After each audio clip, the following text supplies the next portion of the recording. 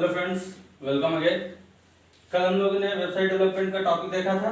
आज आपका लेक्चर 2 है।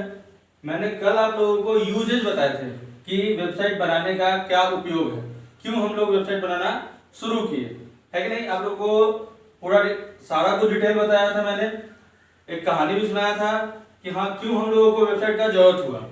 इससे यह हो रहा है कि हम लोगों को पहले क्या था, बहुत सारे स्टोरेज डिवाइसेस का जरूरत था, काफी लार्ज अमाउंट में चाहिए था। बट जैसे ही हम लोग वेबसाइट यूज करने लगते हैं, एक सर्वर होता है जहां पे सारा कुछ स्टोर होता है और वहीं से यूजर जो है एक सर्वर से काफी यूजर्स कनेक्ट हो सकते हैं। जितना हम चाहते हैं उतने यूजर्स कनेक्ट हो सकते हैं और आसानी से डेटा को देख सकते हैं, समझ सकते हैं। ये हम लोगों ने कल देखा था, इसका यूज हम लोग को पता लग गया था।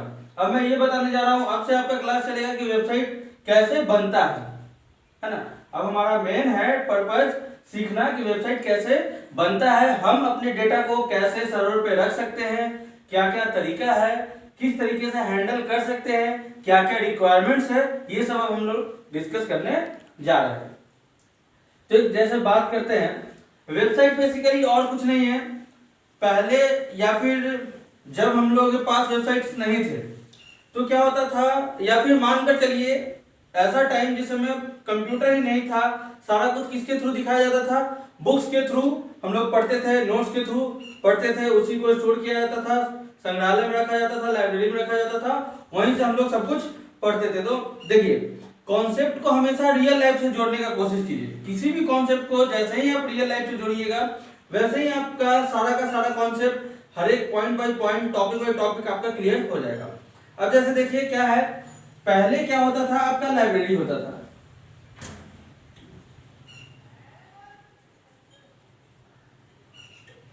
है ना। शुरुआत की हम लोग बात करते हैं, पहले क्या था, लाइब्रेरी होता था। लाइब्रेरी में क्या होते थे, बहुत सारे बुक्स रखे होते थे। यूजर क्या होता था, जिनको भी पढ़ना है लाइब्रेरी में जाते थे, बुक्स लेते थे या बुक्स इशू करवाते थे और उसको पढ़ते थे, देखते थे, जो भी करना होता था करते थे। तो देखिए यहाँ पे एक और एग्जांपल आपको मिल रहा है, ये हमारे यूजर्स,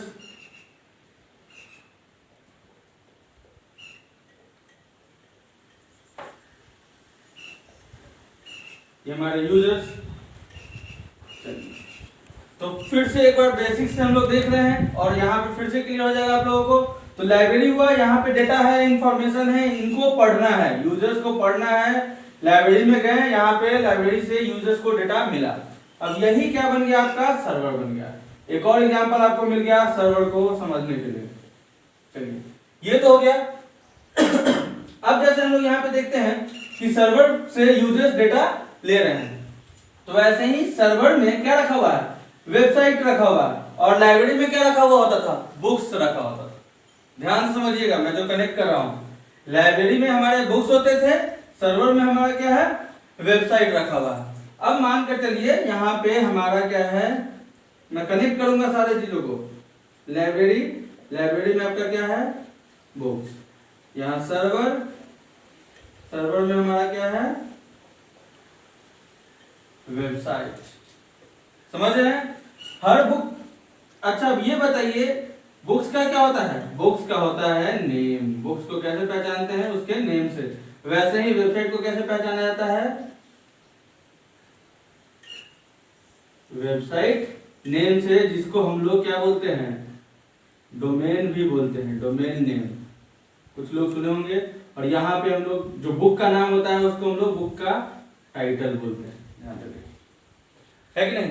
और यहाँ पे एक चीज और गौर कीजिए, जब कोई भी बुक है, सभी बुक का कुछ ना कुछ एक आइडेंटिफिकेशन नंबर होना चाहिए। ध्यान से समझिए, लाइब्रेरी में कैसे पहचाना जाएगा कौन सा बुक कैसा है, उसका क्या क्वालिटी है, किस तरीके का बुक है, कैसे, उसमें कोई ना कोई आइडेंटिफिकेशन नंबर होना चाहिए। क्यों आइडेंटिफिकेशन नंबर दिया गया पता है, क्योंकि देखिए बुक्स ऐसे भी होते हैं कि 3-4 मतलब कुछ कलेक्शन ऑफ बुक्स के नाम सेम हो सकते हैं। जैसे मान लीजिए फिजिक्स, तो बहुत सारा आपका एडिशन मिल जाता है फिजिक्स का। मैथ्स बोलते हैं, मैथ्स का बहुत एडिशन मिल जाता है। कहानी है तो कहानी में बहुत सारा एडिशन मिल जाएगा। तो लाइब्रेरी में कैसे उसको आइडेंटिफाई किया जाए, अलग किया जाए, तो सबका आइडेंटिफिकेशन नंबर दिया गया। वैसे ही यहाँ पे भी जो है डोमेन नेम जो है, जब बना तो सबका क्या होता था, आईपी एड्रेस। पहले वाले लेक्चर में मैंने जब आईपी वेबकैम बताया था तो वहां पे आईपी एड्रेस का थोड़ा सा चर्चा किया था। तो देखिए वहां पे क्या हुआ, लाइब्रेरी में क्या होता है, बुक नंबर जो उसको यूनिक बनाता है कि नहीं। वैसे ही वेबसाइट में आईपी एड्रेस, और यही आईपी एड्रेस को फिर किस में बदल जाता है, एक नाम में, सिंपल नाम। सिंपल से आप समझिए, अगर नंबर दिया जाएगा तो नंबर आप कंफ्यूज कर सकते हैं। जैसे google.com है, उसका कुछ नंबर आपको बता दिया जाए 80.120 80 ये वो जो भी है, तो हम लोग को याद करने में मुश्किल होगा। बट वही जब आपको नाम बताया था गूगल, फेसबुक, फास्टआर्ट, तो इस समय क्या होता है, आपका सारा कुछ इजी हो जाता है। तो वैसे ही यहाँ पे क्या है कि आपका क्या है, आईपी एड्रेस को नाम से बदल दिया गया, जिससे हम लोगों को क्या होगा, आसानी होगा। समझ है।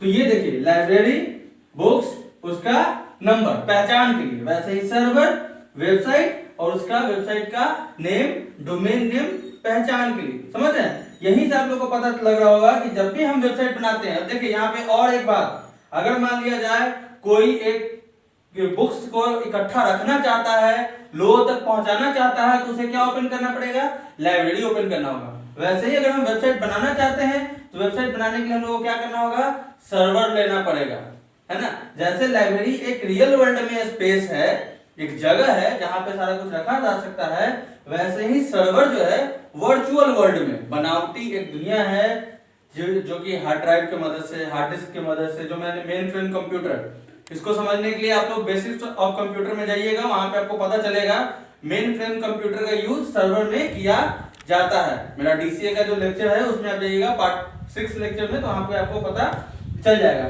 तो सर्वर मेन फ्रेम कंप्यूटर से बनता है। तो देखिए यहाँ पे फिर बुक्स रखे गए हुए हैं, इसी सर्वर पे क्या होता है, हमारा वेबसाइट रखा जाता है और उसका अलग अलग नाम होता है, डोमेन नेम। इसलिए वेबसाइट के लिए आपको सर्वर चाहिए और नाम चाहिए। ये तो हो गया। अब ये वेबसाइट बनेगा कैसे, सो देखते हैं। अभी भी मैं इसी को रिलेट करूंगा। देखिए क्या हो रहा है, वेबसाइट कैसे बनेगा, बुक कैसे बनता है। बुक बनता है हमारा पेज की मदद से, है कि नहीं। बुक तभी तैयार होगा, पहले क्या करना पड़ेगा, नोट्स बनेगा, उसको पेज में लिखा जाएगा, टाइपिंग किया जाएगा, फिर हर एक पेज को क्या किया जाएगा, कंबाइन, क्या किया जाएगा, हर एक पेज को कंबाइन किया जाएगा, तो उससे क्या बन जाएगा, बुक्स। वैसे ही वेबसाइट कैसे बनेगा, वेबसाइट आपका बनेगा वेब पेज। मींस अगर आप कोई वेबसाइट बनाना चाहते हैं तो उससे पहले आपको क्या सीखना होगा, वेब पेज तैयार करना सीखना होगा। और इसी वेब पेज के कॉम्बिनेशन से, जिसको टेक्निकल टर्म में बोला जाता है हाइपरलिंकिंग, इसके बारे में हम लोग डिटेल में जानेंगे। अभी फिलहाल आप कॉम्बिनेशन समझिए, या फिर जो समझ सकते हैं, रिलेट कर सकते हैं, वो एक नया नाम जो है इसको नोट कर लीजिएगा, हाइपरलिंकिंग। जब वेब पेज को जोड़ा, लिंक, देखिए लिंकिंग, जोड़ना, हाइपरलिंकिंग, जब अलग अलग पेजेस को, वेब पेज को, जैसे यहाँ पे देखिए सिंपल पेज के कनेक्शन से बना आपका बुक, कॉम्बिनेशन से बना बुक, वैसे ही यहाँ पे वेब पेज के कनेक्शन से आपका क्या बन गया, वेबसाइट बन गया। मींस अगर हम कोई वेबसाइट बनाना चाहते हैं तो वेबसाइट बनाने के लिए हम लोगों को क्या चाहिए, वेब पेज बनाना सीखना होगा। और इसी वेबसाइट, वेब पेज के कॉम्बिनेशन से हमारा बनेगा वेबसाइट। फिर उस वेबसाइट को हम दूसरे तक पहुंचाने के लिए क्या करते हैं, नाम और सर्वर खरीदते हैं अपने स्टोरेज के हिसाब से, कि मेरा वेबसाइट कितना लंबा है, कितना डेटा स्टोर करेगा, कितना इन फ्यूचर ये डेटा लेगा लोगों का, और हमको कोई इंफॉर्मेशन स्टोर करना है, तो उसी के बेसिस पे हमारा सर्वर का साइज होता है। कोई 250 MB, कोई 1 GB, कोई 2 GB, किन्हीं का अनलिमिटेड, जैसा रिक्वायरमेंट है वैसा। तो इससे मेरे अंदाज से आपको ये है, क्लियर हो गया होगा कि वेबसाइट बेसिकली होता क्या है। जैसे हमारा ये था लाइब्रेरी सिस्टम, वही आपका सर्वर सिस्टम है, वही आपका इंफॉर्मेशन, क्योंकि दोनों में, दोनों जगह देखिए, दोनों जगह पे क्या हो रहा है, हम इंफॉर्मेशन को ट्रांसफर कर रहे हैं, लोगों तक पहुंचा रहे हैं। अब यहीं पे आगे बढ़ते हैं कि जो पेज है, तो पेज जो बुक बना, तो बुक कैसे बना। हर एक बुक को लिखने के लिए कोई ना कोई एक भाषा होना चाहिए, हिंदी, इंग्लिश, पंजाबी, गुजराती, मराठी, जो भी है उसी किसी भाषा में लिखा जाएगा। वैसे ही वेब पेज को, देखिए पेज में क्या होगा, पेज में कोई ना कोई लैंग्वेज लिखा हुआ होगा, वैसे ही वेब पेज के लिए भी क्या चाहिए आपको बनाने के लिए, क्या चाहिए, लैंग्वेज चाहिए, है कि नहीं। वेब पेज को बनाने के लिए आपको क्या चाहिए, लैंग्वेज। जैसे यहाँ पे आपको लैंग्वेज चाहिए वैसे ही आपको यहाँ भी लैंग्वेज चाहिए। तो अब क्या क्या लैंग्वेज है मैंने कल आपको डिस्कस भी किया था, है कि नहीं। HTML लैंग्वेज नहीं है, ये तो टेक्स्ट को दर्शाने के लिए, टेक्स्ट को दर्शाने के लिए हम लोग को HTML चाहिए, उसको डिजाइन करने के लिए CSS PHP ये सारा कुछ चाहिए। तो अब मैं आपको लैंग्वेज का क्या क्या है, डिटेल है, क्या क्या आप लोग को वेब पेज बनाने के लिए चाहिए वो अब मैं डिस्कस करने जा रहा हूँ। और एक बात और बताया था मैंने कल वाले लेक्चर में, पिछले लेक्चर में, कि वेबसाइट में क्या होता है, दो एंड पे काम होता है, एक फ्रंट एंड और एक बैक एंड। तो उसको मैं थोड़ा डिटेल में आप लोग को डेफिनेशन कहाँ जरूरत है, कैसा जरूरत है और फुल फॉर्म वगैरह थोड़ा सा डिस्कस कर देता है।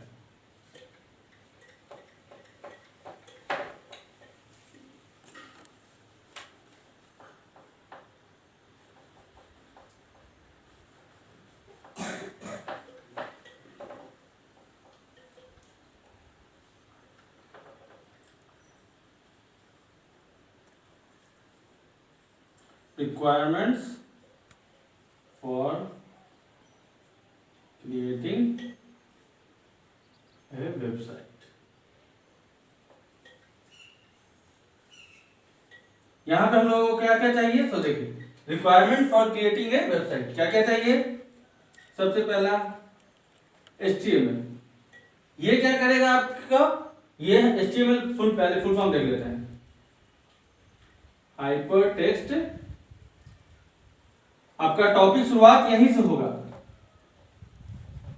Markup language. HTML क्या है आपका, hyper text markup language, CSS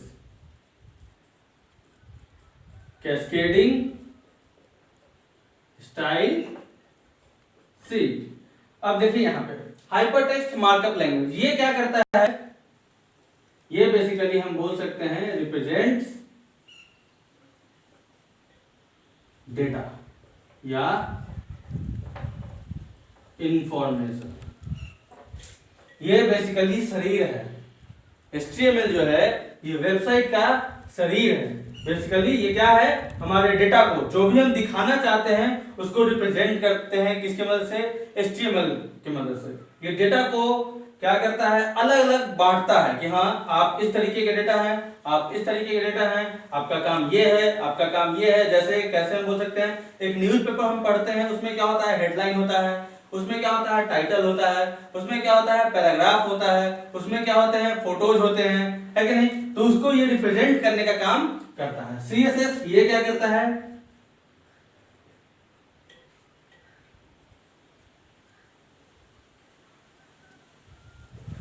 ये हमारे पेज को डिजाइन करता है।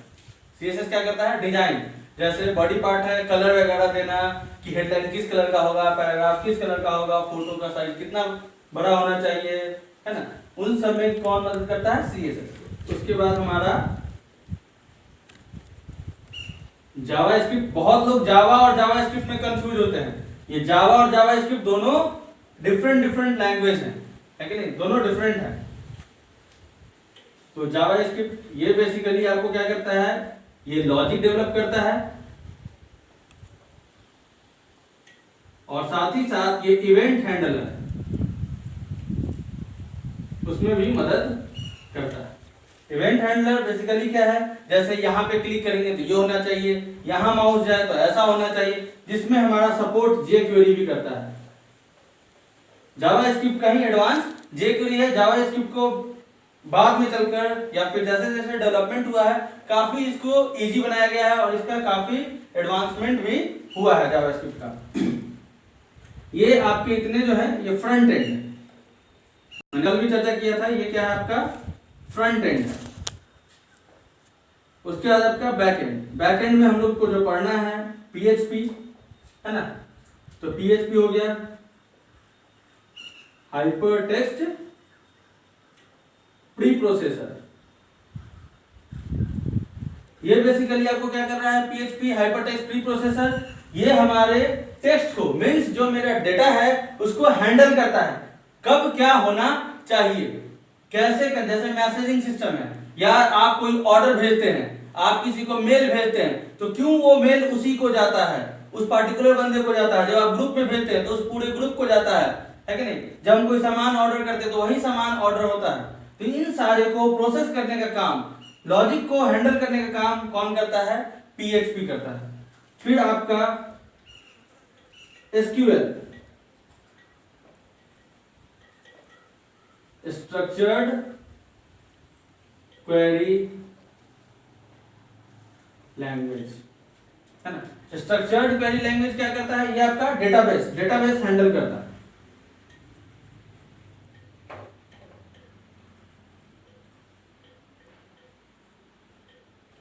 डेटा को हैंडल करता है। Hyper text preprocessor, logic generator, logic generate करता है। ये आपका क्या हो गया, बैकएंड, है ना। इस तरीके से हम लोग को इतने टॉपिक्स पढ़ने हैं, आसान, काफी आसान है। और भी टॉपिक्स हैं, जैसे हम लोग को HTML में ही SVG का पार्ट है जिसमें हम लोग ग्राफिक्स हैंडल करते हैं। फिर इसी में हमारा एजाक्स है। एजाक्स बेसिकली कुछ नहीं, हमारा PHP, SQL और jQuery, इसी तीनों को मिला करके एसिंक्रोनस, ये हमारे वेबसाइट को और बेहतरीन बना देता है, एडवांस कर देता है। एसिंक्रोनस जावास्क्रिप्ट, मैंने बताया भी है, जावास्क्रिप्ट कहीं आगे बहुत सारे डेवलपमेंट हुए हैं, तो वही है एजाक्स, है ना। SVG हो गया, HTML में SVG है जो कि हमारे ग्राफिक्स को, कोई भी पिक्चर वगैरह को रिप्रेजेंट करने में काफी बेहतर साबित होता है। तो वो सब भी हम लोग को पढ़ना, हम लोग आगे क्लास में करते रहेंगे। तो इस टॉपिक को आप ध्यान से देखते रहिएगा, समझिएगा, जहां भी दिक्कत होगा उसको पूछिएगा। हाँ, एक पॉइंट और, जैसे मैं आपको बताया हूं, इसको नोट करिएगा। आपका जो क्लास है वो शुरू होगा कहां से,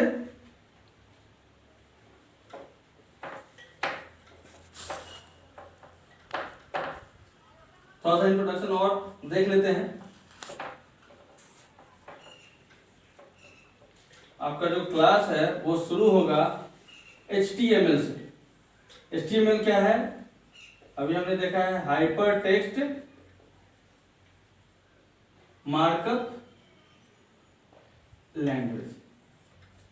तो इसको सीखने के लिए आप लोग कैसे सीख सकते हैं, आप लोगों को लैपटॉप या आप स्मार्टफोन का यूज करके इसको सीख सकते हैं। इसमें क्या होते हैं, टैग्स होते हैं, हम लोग आगे डिस्कस करेंगे। तो इसको प्रैक्टिस करने के लिए, है ना, इसको प्रैक्टिस करने के लिए मैं आप लोगों को लिंक बता देता हूं यहाँ पे, जो कल से हम क्लास करेंगे। तो आप लोगों को साथ ही साथ प्रैक्टिस करना भी जरूरी है।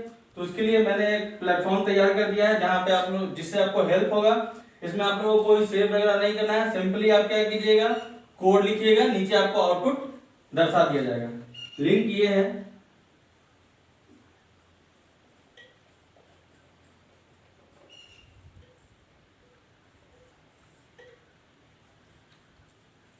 faststart.in/ विदाउट स्पेस नहीं होता है, हमेशा याद रखिएगा। किसी भी वेबसाइट के नेम में या कोई भी लिंक होता है URL, उसमें कोई स्पेस नहीं होता है। आप सिंपली सर्च कीजिएगा faststart.in/practice। साथ ही साथ ये लिंक मैं आपके डिस्क्रिप्शन में रख दूंगा, जिससे आपको आसानी होगा। तो कल से जो हमारा क्लास चलेगा, है ना, जो भी लेक्चर चलेगा, उसको आप आसानी से यहाँ पे प्रैक्टिस कर सकते हैं। फ्रंट एंड के लिए, बैक एंड का भी तैयारी हो रहा है, बैक एंड भी आप आसानी से कर सकते हैं, उसका कोई प्रॉब्लम नहीं आएगा, दिक्कत नहीं आएगा। ये है कि एक वेबसाइट है, मैं पहले ये बोल रहा था कि आप एंड्रॉयड ऐप पे यूज कर सकते हैं, एंड्रॉयड ऐप आपको डाउनलोड करना होगा, लेकिन अब आपको कुछ वैसा नहीं करना है। आप सिंपली ये लिंक ओपन कर सकते हैं, फोन हो, लैपटॉप हो, कहीं पे भी ओपन कर सकते हैं, और सिंपली जो भी आपको टैग दिया जाएगा, कुछ भी आपको मिलेगा, वो आप आसानी से वहां पे कोड कीजिएगा, आपको नीचे में आउटपुट मिलता जाएगा। स्टार्टिंग फेज में ये हमारे लिए काफी हेल्पफुल है। आप लोग देख भी सकते हैं, जिनको जानकारी है वो जा करके देख सकते हैं। नहीं तो कल से जो हम लोग करेंगे आगे क्लास, आप यहाँ से आसानी से प्रैक्टिस कर सकते हैं। आज के लिए नहीं, थैंक यू।